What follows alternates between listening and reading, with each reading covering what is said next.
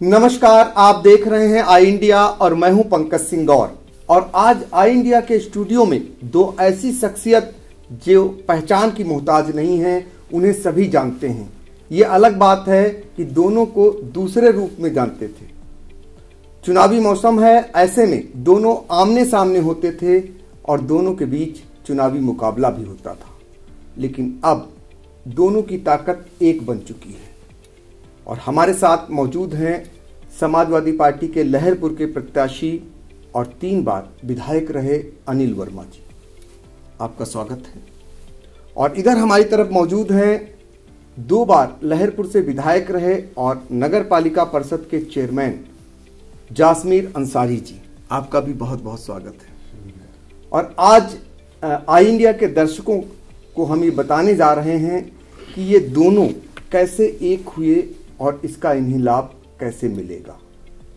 तो शुरुआत करेंगे हम सबसे पहले जासमीर अंसारी साहब से कि वो हमें ये बताएंगे कि दोनों कई वर्षों से आमने सामने लड़ते आ रहे थे और इस बार भी ऐसे चांस बन रहे थे।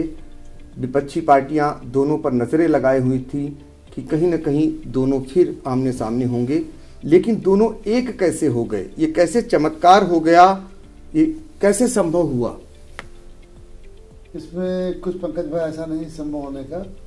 अभी कुछ दिन पहले मैंने समाजवादी पार्टी की सदस्यता ले ली थी और ज्वाइन कर लिया था। लगभग 1 साल का पीरियड हुआ होगा और मैं ये देख रहा था, लोगों के मुंह से सुन रहा था कि आज ये जो परिवार है, कह लीजिए पूरा घराना लगा के मुलायम सिंह यादव से, माननीय मुलायम सिंह यादव से और अखिलेश यादव तक, ये लोग सब जुबान और कॉलफेल के बहुत पक्के लोग हैं और ये लोग रिश्ते निभाना जानते हैं।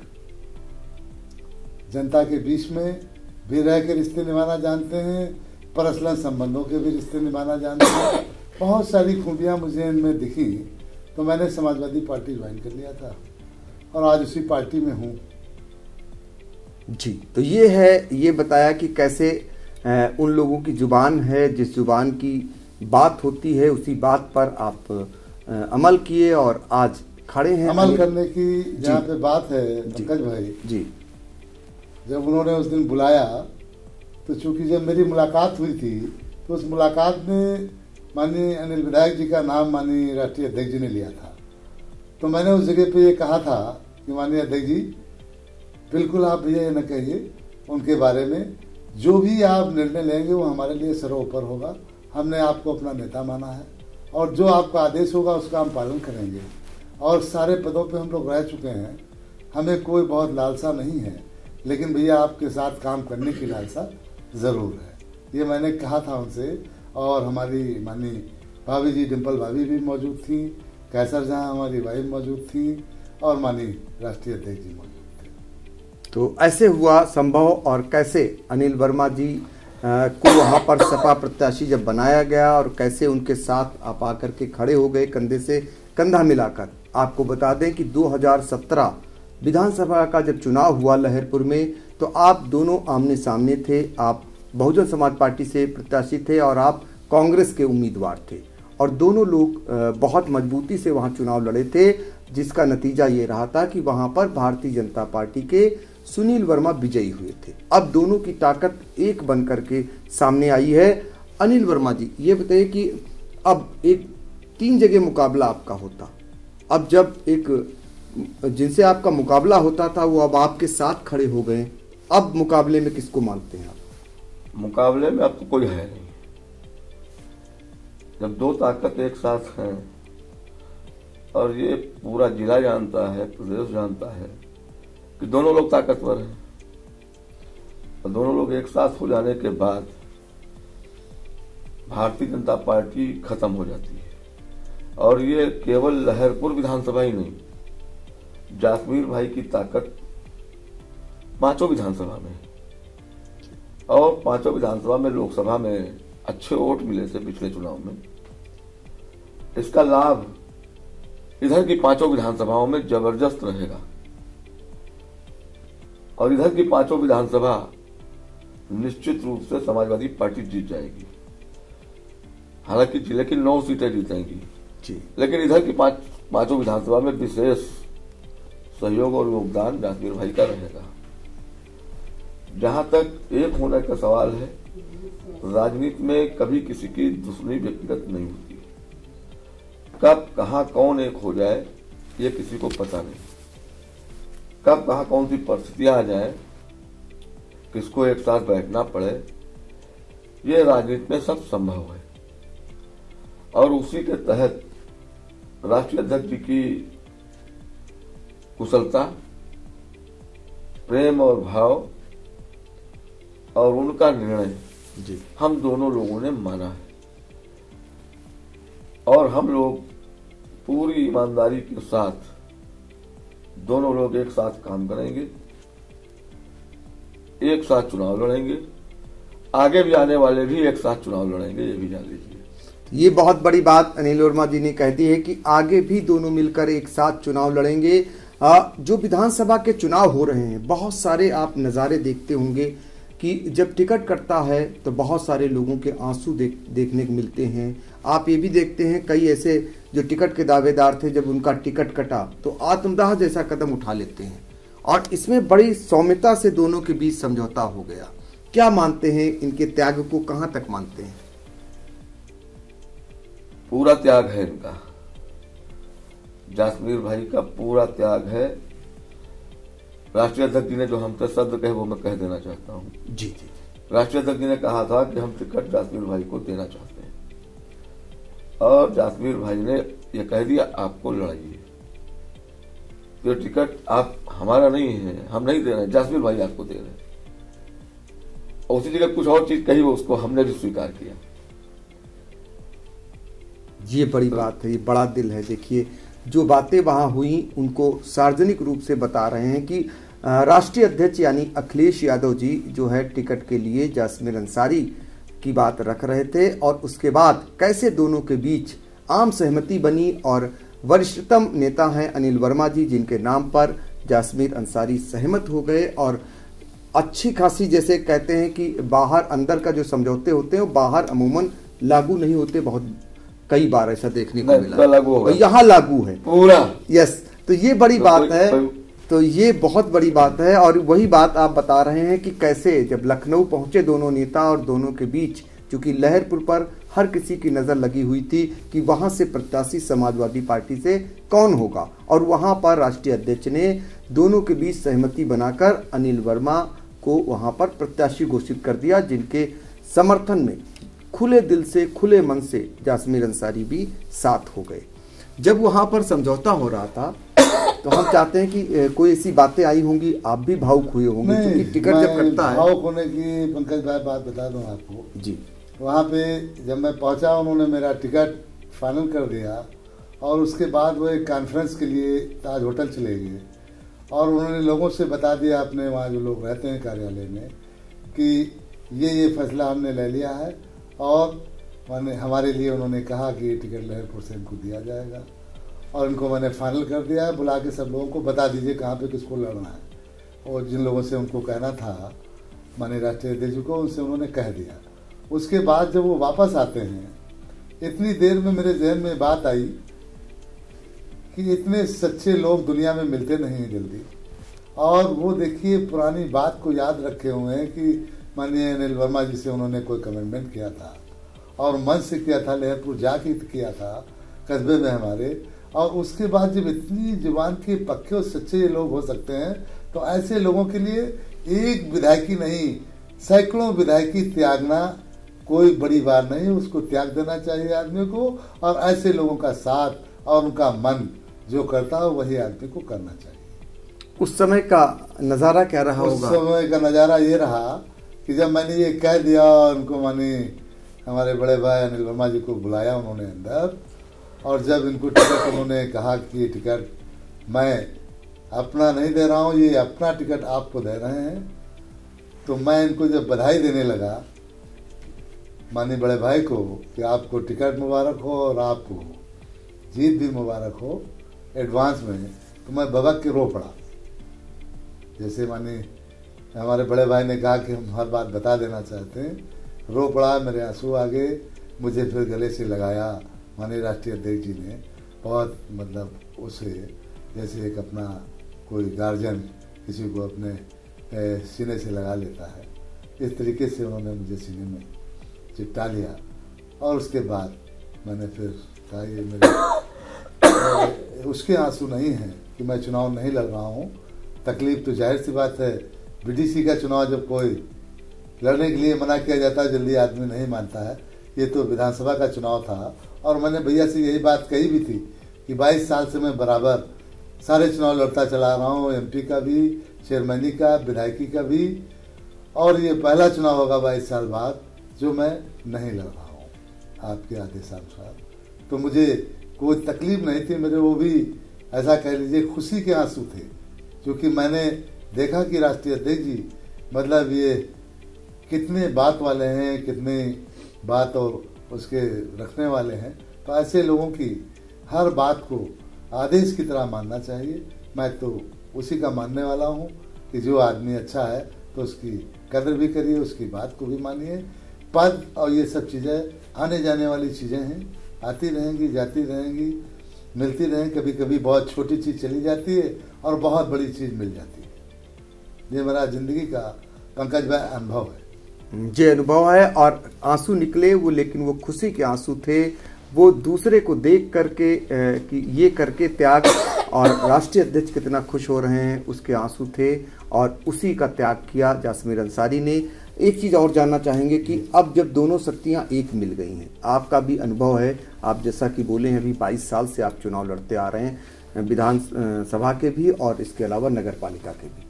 तो ऐसे में अब वहाँ के समीकरण में आप कितने से जीत अनिल वर्मा की मानते हैं? वहाँ पे ये जीत इनकी है कि अब दोनों वोट हमारे इनके एक में मिला दीजिए तो कोई लड़ाई में रह ही नहीं गया पंकज भाई। अब तो वहाँ पे सब सपना साफ है।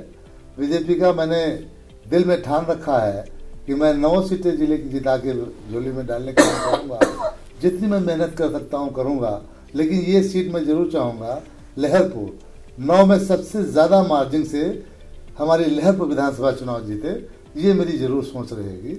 और अब एक और एक हम लोगों को 11 मानिए पंकज भाई, मतलब चूंकि हम दोनों लोग जब मिल गए हैं तो आप समझ लीजिए हर मंजिल को आसान कर लेंगे और हर मिशन को पूरा कर लेंगे। तो एक मंजिल तो आज आपने पकड़ ली और एक हो गए दोनों, और एक एक कर 11 होने का दावा है और कहना है कि अब कोई मुकाबले में नहीं है। दोनों के वोट अगर एक में मिला दिए जाएं तो अंदाज़ा लगाया जा सकता है कि कितने मत अनिल वर्मा को मिलेंगे, ये कहना है जासमीर अंसारी का।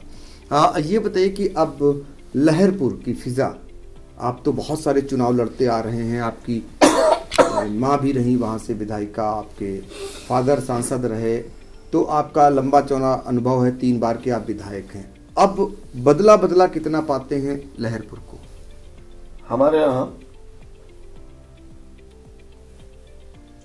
चुनाव तो मैं से 2 साल से कंटिन्यू लड़ रहा हूँ जी।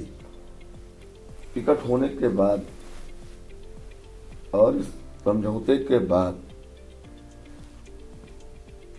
लड़ाई तो नहीं है कहीं। कितने वोट से जीतेंगे तो अभी हम नहीं कहेंगे जी। लेकिन इतना हम मान के चलिए कि शायद ही कोई पोलिंग बूथ हम हारें। 427 बूथ हैं, शायद ही कोई पोलिंग बूथ हारे। और एक चीज आपके स्टूडियो में मैं कह के जा रहा हूँ, रिजल्ट आएगा देख लेना। सुनील वर्मा की ग्राम सभा, उनका बूथ घूरेपारा, उसको जरूर चेक कर लेना चुनाव के बाद कि मैं जीता हूं कि हारा हूं। तो आप खुद समझ सकते हो कि उनके बूथ की मैं स्टूडियो पे बोल रहा हूं, चेक कर लेना, फिर आप कल्पना कर लीजिए क्या रिजल्ट आएगा। वो अपना बूथ आज की तारीख में नहीं जीत रहे हैं अब जी। ये बड़ी बात किसी कीमत पर नहीं। जी बिल्कुल, ये देखना होगा, चुनाव बाद सामने आ जाएगा। लेकिन एक चीज जो सारे लोगों की नजरें इस बात को लेकर लगी हुई हैं कि सीतापुर में वर्मा बिरादरी प्रभावशाली मानी जाती है, और 2 सीट जो है, 2 टिकट समाजवादी पार्टी ने वर्मा बिरादरी को दिए हैं और 2 टिकट अब भारतीय जनता पार्टी ने भी दे दिए हैं, और आप उस बिरादरी से आते हैं। वर्मा बिरादरी का वोट किधर है सबसे ज्यादा? पिछला चुनाव तो जो हुआ था उसमें वर्मा बिरादरी का वोट पूरे प्रदेश में, भारतीय जनता पार्टी को मैक्सिमम गया था। जो वास्तविकता उसको हम इनकार नहीं कर सकते। लेकिन इस चुनाव में केवल वर्मा की बात मैं नहीं कर रहा हूं, सबसे ज्यादा जमीन अगर है ब्राह्मणों के पास है, दूसरे नंबर पर जमीन अगर है तो ठाकुरों के पास है, तीसरे नंबर पर अगर जमीन है तो वर्माओं के पास है, फिर यादवों के पास है। और जो ये खेती करते हैं लोग, ये भिखमंगे हो गए, चाहे जितनी जमीन है। अगर ये लोग दिन में खेती करते हैं, रात में डंडा लेकर के खेत बचाते हैं, अगर चूक गए कहीं घंटा 1.5 घंटा भी, तो मालूम होता है 4 बीघे 6 बीघा खेत साफ। तो ये इस व्यथा से बचने के लिए ये सारी बिरादरियां हैं, ब्राह्मण ठाकुर भी पूरी ताकत के साथ अब समाजवादी पार्टी को वोट देने जा रहा है। इसमें पता भी आप लगा लीजिएगा, जानकारी भी कर लीजिएगा, सारी चीजें एग्रीकल्चर पे जो इस्तेमाल होता है सब महंगा हो गया जी। धान मार्केट में बिका है 700 रुपए में, 800 रुपए में। गेहूं आपका बिकता है 1200-1300 रुपए में। 4 बरस हो गया, 5 साल हो गया, गन्ने की कीमत 1 पैसा नहीं बढ़ाई उन्होंने। डीजल 100 रुपए में, पेट्रोल 100 रुपए में, खादों के दाम बढ़ गए, सरिया के दाम बढ़ गए, सीमेंट के दाम बढ़ गए, और जो खेती पे उत्पादन होता है उसके दाम घट गए। 5 साल में किसान की रीढ़ टूट गई है। महिलाओं के जेवर बेच करके लोग खाद और बीज खरीद रहे हैं। इस व्यथा से जो लोग त्रस्त हैं, वो पेट के लिए, अपनी सुरक्षा के लिए समाजवादी पार्टी को वोट देने का मन बना लिए। अब हिंदुत्व के नाम पर नहीं। भारतीय जनता पार्टी ने अयोध्या के बाद मथुरा और काशी भी पूरी ताकत से उठाने का प्रयास किया। पूरा देश जानता है। पटाखा तो दगाया उन्होंने, लेकिन वो दगा ही नहीं, फुस हो गया। क्योंकि अब हिंदुत्व के नाम पर लोग वोट नहीं देना चाहते, काम के नाम पर वोट देना चाहते। और समाजवादी पार्टी के पिछले कामों को देख करके लोग बाग उम्मीद लगाए हैं कि आगे अच्छा काम करेगी। सामान्यतः एक चीज और होती है समाज में, जो दल कुछ काम करता है और जब अगला दल आता है, अपने भाषण में, मैनिफेस्टो में कहता है कि हम ये करेंगे, ये करेंगे, ये करेंगे, सत्ता में जाने के बाद वो कुछ करता नहीं जब है, तब लोगों को निराशा होती है। इसी देश के अंदर मोदी साहब ने कहा था अच्छे दिन, तो जनता ने कहा था आएंगे। जनता को एक बार भी कपड़ा अपना नहीं बदल पाती, खरीदने की हैसियत नहीं रह गई। और इस देश का प्रधानमंत्री उस प्रदेश से आया है निकल करके जिस प्रदेश से गांधी जी निकले थे, और वो गांधी जी एक धोती लगोटी पहन करके, ओढ़ करके इस देश को आजाद करा दिया। उसी प्रदेश से इस देश का प्रधानमंत्री है। आप भी जानते हो,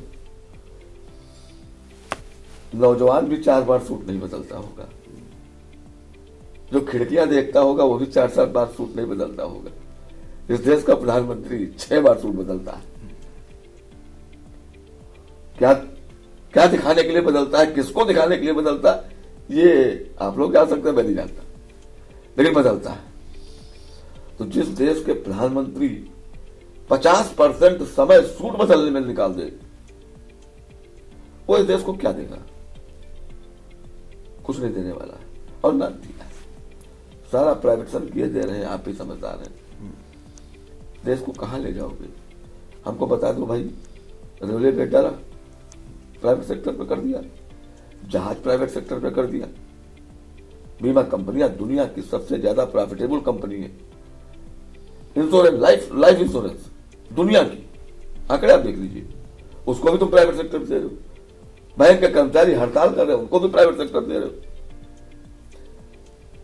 ये पूरी तरीके से इस देश को 10 लोगों के हाथ में दे देना चाहते हैं, और ये चीज अब जनता जान गई है, उसको स्वीकार नहीं, इनको नोच के फेंक देगी। जिस देश का गृह मंत्री सड़क पे वोट मांगने लगे, तो आप खुद कल्पना कर ले वो पार्टी कहां है। तो ये है, ये कुल लब्बो-लुआब निकल रहा है। ये कहना है अनिल वर्मा का कि जो हालात अब बने हैं, जो पहले थे वो अब नहीं है, और जबकि आप भारतीय जनता पार्टी से भी पहले विधायक रह चुके हैं, तो भारतीय जनता पार्टी को बखूबी जानते भी होंगे इतने करीब से कि उनके यहाँ क्या कहा जाता है और क्या किया जाता है। जाहिर सी बात है। तो इसमें एक मुद्दे पे हम बोल देते हैं जी, भारतीय जनता पार्टी में हमारा जो झगड़ा हुआ था, जी जी, वित्त मंत्री थे राजेंद्र गुप्ता जी, मुख्यमंत्री थे कल्याण सिंह जी, जी, और मैं उनके ऑफिस में बैठा था कल्याण सिंह जी, एक कानून बनाने जा रहे थे जो आपके जिले में, पूरे प्रदेश में लगी हुई है, लेकिन जिले की हम बात कर रहे हैं, शुगर इंडस्ट्रीज, हाँ जी, लघु उद्योग जो लगे थे, क्रेशर जिनको बोलते हो, जी जी जी, छोटे क्रेशर, बड़े क्रेशर, गुड़ खानसारी, इन्होंने कानून बना दिया कि इनको बंद कर दिया जाए। हम इसका विरोध कर रहे थे, दोनों लोगों के सामने हम जबरदस्त तरीके से विरोध किया, कल्याण जी और राजेंद्र गुप्ता जी दोनों लोग थे। तो उन्होंने एक शब्द कहा था, ये हमारी पूंजीवादी व्यवस्था की नीति है, हम उद्योगपतियों को मदद करेंगे, अगर गुड़ खानसारी चलते रहेंगे तो उनको गन्ना कम मिलेगा। तो हमने इस पे सवाल पे उनके जवाब दिया था कि अगर क्रेता एक होगा और विक्रेता हजारों लोग होंगे तो विक्रेता लूटेगा, क्रेता उसको लूटेगा। ये बात मैंने कही थी और इन्होंने नहीं माने, उसको बंद कर दिया। हमने 6 दिसंबर 92 को भारतीय जनता पार्टी छोड़ा, याद होगा जी बिल्कुल। और उस समय कोई भी आदमी हिंदुस्तान का भारतीय जनता पार्टी नहीं छोड़ना चाहता था, लेकिन मैंने छोड़ा था। और उस समय हमने घर वालों का भी विरोध बर्दाश्त किया था। हमारे चचा भी हमसे कहे ये गलत किया तुमने। हमने कहा नीतियों के साथ समझौता हम नहीं कर सकते, कार्यक्रम के साथ समझौता हम नहीं कर सकते, ये उस समय भी मैंने कहा था।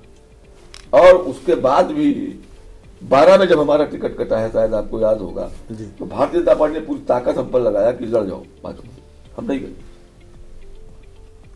इसलिए ये पार्टी इस देश को 10 लोगों के हाथ में ग्रह रख देना चाहती है पूरा। हम लोग उसके विरोध में हैं। हम जो व्यवस्था पहले प्रधानमंत्री से लेकर के अब मोदी के प्रधानमंत्री के बनने से पहले चल रही थी, हम उसके सपोर्टर हैं। लोगों को रोजगार मिले, नौकरी मिले। अब एक चीज सोचिए आप, जब ये विभाग इन्होंने बेच दिया है, सरकारी विभाग है, हर साल इसमें लाखों लोग रिटायर होते थे और लाखों बच्चे नए नौकरी पाते थे। जी बिल्कुल। आज की तारीख में 7 साल में भारत सरकार ने एक भी नौकरी नहीं निकाला। रेलवे विभाग के निकाला भी तो उसको पूरा नहीं किया। ये नौकरी नहीं देना चाहते। इन्होंने कहा था 2 करोड़ नौकरी देंगे या रोजगार देंगे, तो रोजगार तो नहीं दिया है, पकौड़ा तलने के लिए कहा है। तो पूरा देश पकौड़ा तल रहा है और हमें उम्मीद है कि पूरा देश आने वाले समय में भारतीय जनता पार्टी को ही पकौड़ा तला देगा। तो ये है कि भारतीय जनता पार्टी को ही पूरा देश पकौड़ा तला देगा, ये कहना है अनिल वर्मा का। एक चीज़ और जानना चाहेंगे कि हम लोगों ने तमाम बातें कर ली, राजनीतिक दलों की बातें कर ली, फिर घूम के वहीं जा रहे हैं, क्योंकि ये 2 शक्तियां जो एक मिली हैं, इस शक्तियों का कितना फ़ायदा होगा ये भी बात हो गई।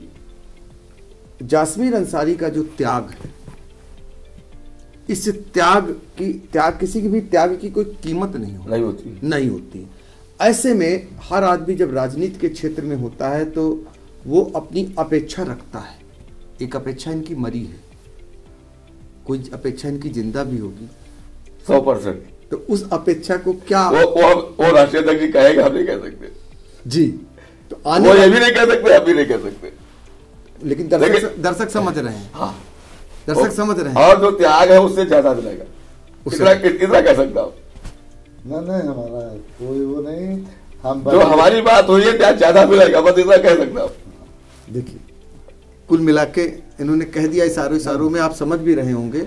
आप हो सकता है कमेंटमेंट करके ना आए, नहीं इनका कोई कमेंटमेंट नहीं, वो हमें बता दें। जो हमसे बात हुई है जी, जो हमसे कहा है जी, वो ज्यादा मिलेगा, इनसे कोई बात नहीं कही, ये कड़वा सच है, इसमें इनसे कोई बात नहीं कही, हम जानते हैं।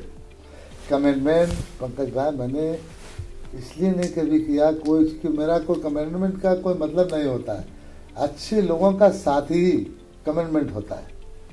क्योंकि मैंने राष्ट्रीय अध्यक्ष जी को देखा कि इनका मन है अनिल वर्मा आपसे चुनाव लड़ने से वादा कर चुके हैं, तो जब मुखिया का मन हो वही काम करना चाहिए आदमी, कभी नुकसान नहीं हो। बस इज्जत सम्मान के लिए मैंने जब ज्वाइनिंग की थी तो मैंने कहा था मैंने राष्ट्रीय अध्यक्ष जी से कि हमें इज्जत और सम्मान चाहिए और आपकी भैया हमको सरपरस्ती चाहिए, इसके अलावा हमको कुछ नहीं चाहिए। ये मैंने बात की थी और यही मैंने शब्द कहे थे माननीय राष्ट्रीय अध्यक्ष जी से। वहीं पे आज भी मैं बिल्कुल अटल हूँ, क्योंकि आपको पता है कि मेरी कोई लालच की राजनीति रहती नहीं है। जो भी करता हूँ देशभाव के हिसाब से करता हूँ, खल्क़ की खिदमत के हिसाब से करता हूँ। ये बड़ी बात है कि जनता ने मुझे इस काबिल बनाया कि आज मुझसे थोड़ा बहुत जो भी काम हो पाया मैंने किया समाज के लिए, और जब तक जिंदा रहूँगा समाज के लिए करने की कोशिश करूँगा।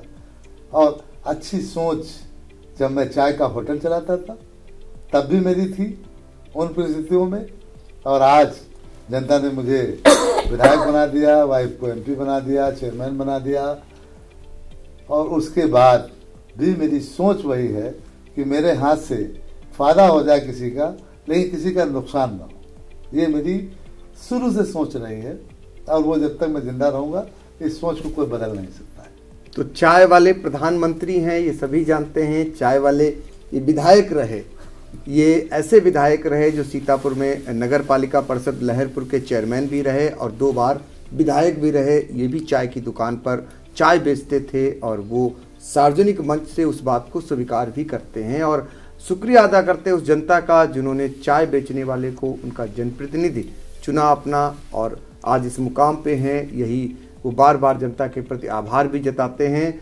और हम आपको बता दें कि हर कोई एक नई तस्वीर जो सीतापुर की उभर करके आई थी, जो राजनीति के क्षेत्र में ऐसी तस्वीर बहुत कम देखने को मिलती है।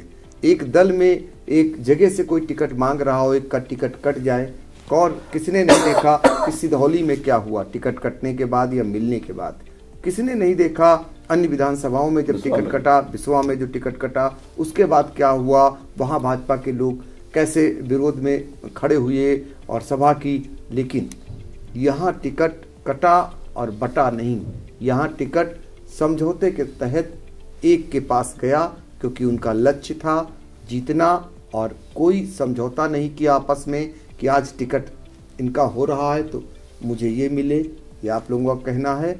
और यही बात हर कोई जानना चाह रहा था। और आई इंडिया के मंच से पूर्व विधायक जासमीर अंसारी, पूर्व विधायक अनिल वर्मा, दोनों लोगों ने बताया ताकि सार्वजनिक हो सके, कल को कहने की बात न रहे। आज ही सब कुछ सबके सामने सच ला दिया। फिलहाल आप दोनों का बहुत बहुत शुक्रिया, बहुत बहुत धन्यवाद, और सारे दर्शकों को भी हमारा धन्यवाद।